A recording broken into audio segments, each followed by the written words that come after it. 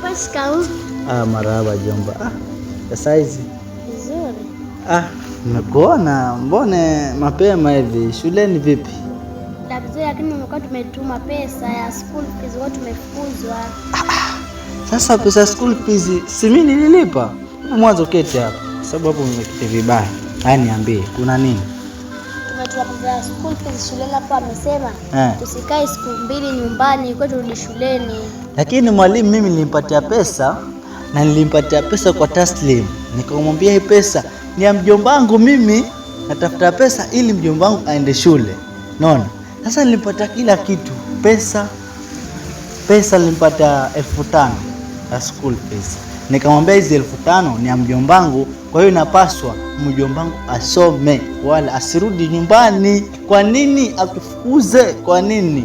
Sijui mimi kama naambia hujalipa, alafu mbona huwa mjomba nikikuja hapo na kupata kwa simu kila mara? Kuna ninapo kwa simu. Sasa wewe ni mdogo. Tatizo wewe ni mdogo. Lakini ukikuwa hivi, ukikuwa kama mimi sasa, niko hivi, ukikuwa mzima kama mimi, ukikuwa mkubwa, utaelewa maana simu ni la kisaizi. Zingatia masomo mjomba wangu. Soma, chukua vitabu pale, nenda kasome. Weka kwa meza vitabu, usome, jisomee. Unaona, elimu ni bora. Elimu ni nini? Kifungo cha maisha. Lakini ukikuwa unakuja na unaangalia kwa mimi sehemu hii ni ya kupiga tu, napiga hello, naongea na mamako, na basi mtoto wenu kanaendelea vizuri, lakini wewe zingatia masomo mjomba wangu, sawa? Lakini kuhusu simu, wewe simu isikutue shaka. Ukikuwa ndio utajua maana simu mjomba wangu, sawa? Lakini zingatia shule mwanzo ndio uje sasa ufuate mambo ya simu, sawa? Sasa wewe unakuja unaambia mjomba vipi simu? Hii simu mwanzo, simu inatupa watu. No. Mimi nilikuwa nataka kusoma nikuje kuwa dokta, lakini sasa nilikuwa nisome niwe dokta, sikuwa dokta. Nikacha njiani kwa sababu ya shida. Pia mimi nilikuwa napenda simu sana, lakini sitaki kupenda simu sana.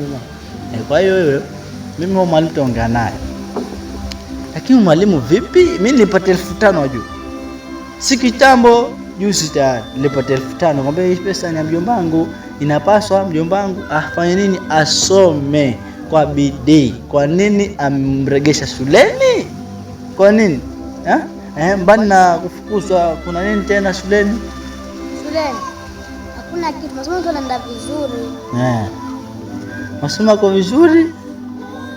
Kila kitu kiko baridi, kiko swali. Sawa mjomba wangu, mimi nitakulipia school fees.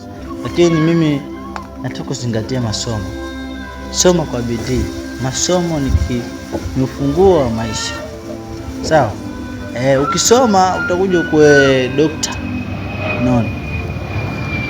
Ukuwe mtu ambaye unapeleka kama gari, unamiliki makampuni makubwa kama vile dokta. Nikikuja pale mjomba wako amegonjeka kama wewe, amba mjomba basi nakutibu, unadungulia shindano pale na kwa kama mjombe.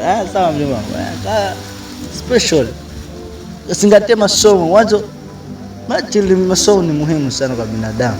Sawa mjomba, mimi nimekuelewa. Wewe nenda kule nyumbani, mimi niache hapa, niko hapa bado. Wakaenda punga pepa, kuna baridi vizuri hapa. Wewe nimekuelewa mjomba. Kama kuna lingine hapo mbali hapo? Hakuna, kwa nini hicho kufikia kama tusikae siku 2 ukai siku 2, hata siku moja iende. Leo tayari nakulipia school fees. Sawa? Nikichoka hapa tuenda huko kulipia school fees, ndio na school fees. Sawa mjomba? Sawa, nenda kapike mjomba. Haya sawa.